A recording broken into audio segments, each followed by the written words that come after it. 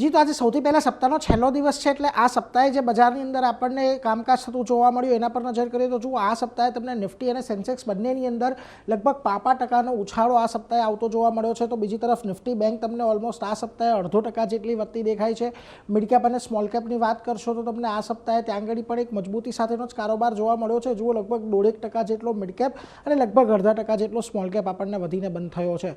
પરંતુ હવે આજના કારોબાર પર તો આજે ફરી પાછો આપણને 23,800ની ઉપર આજે આપણને કારોબાર થતો જોવા મળ્યો હતો, પરંતુ ત્યાંથી નીચે આવ્યા અને ઓલમોસ્ટ 5%ના ઉછાળા સાથે 23,700ની ઉપર બંધ થયા છે. સેન્સેક્સમાં પણ જુઓ 75,000ની આજુબાજુનું ક્લોઝિંગ છે અને બેંક નિફ્ટીમાં આજના દિવસે આપણને 54,000ની ઉપરનું ક્લોઝિંગ આપતું જોવા મળ્યું, જે ખરેખર પોઝિટિવ છે. અને આજે પ્રાઇવેટ બેન્કોનું અહીંયા આપણને સારું એવું પોઝિટિવનેસ જોવા મળી હતી. ખાસ કરીને મિડ કેપ અને સ્મોલ કેપ મિશ્ર રહ્યા.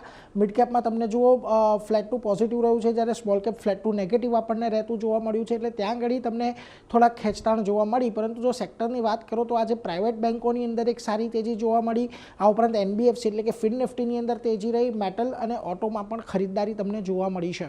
હવે જ્યાં આગળ દબાણ રહ્યું ત્યાં આગળ ફાર્મા અને હેલ્થકેર બંનેમાં ખાસ એવું દબાણ આવ્યું. આ ઉપરાંત ડિફેન્સ કાઉન્ટર અને IT કાઉન્ટર પણ લાલ નિશાનની અંદર જ તમને આજે બંધ થતા દેખાયા છે. નિફ્ટીના ફ્રન્ટ પરથી વાત કરી લઈએ તો આજે જુઓ તેજી આવી હતી. એમાં તમને Trent, Shriram finance, axis bank, ICICI bank આ બધાનું મેજર કોન્ટ્રીબ્યુશન રહેતું જોવા મળ્યું. પરંતુ જ્યાં દબાણ હતું ત્યાં આગળ જુઓ મેક્સ હેલ્થ અને સન ફાર્મા બંનેમાં જે પરિણામ બાદ ઘટાડો જોવા મળ્યો. ITC અને ONGCમાં પણ એક દબાણ સાથેનું કામકાજ આજના દિવસે રહ્યું છે. મિડ કેપમાં તમને જ્યાં સારી તેજી જોવા મળી ત્યાં જુઓ અસ્ટ્રાલ, દિક્સન ટેક, ઇન્ફો એજ, ટાટા કમ્યુનિકેશન જેવા કાઉન્ટર છે કે જ્યાં આગળ એક ગ્રીન ઝોનની અંદર કારોબાર જોવા મળ્યો. પરંતુ જ્યાં દબાણ હતું ત્યાં જુઓ ગ્લેનમાર્ક ફાર્મા, ઓર્બિંદો ફાર્મા, પેટીએમ અને કોરોમંડલ ઇન્ટરનેશનલનો સમાવેશ થાય છે. હવે જુઓ છેલ્લા ઘણા સમયથી આપણે 23,300 અને ઉપરમાં 23,800માં ફસાયેલા છીએ. આ સપ્તાહે લગભગ 2 થી 3 વખત આપણે 23,800ની ઉપર જવાનો પ્રયત્ન કર્યો છે, જે નિષ્ફળ રહ્યો છે. એટલે જ્યારે 23,800ની ઉપર જઈશું ત્યારે જ આપણને એક તેજી આગળ વધતી જોવા મળી શકે છે.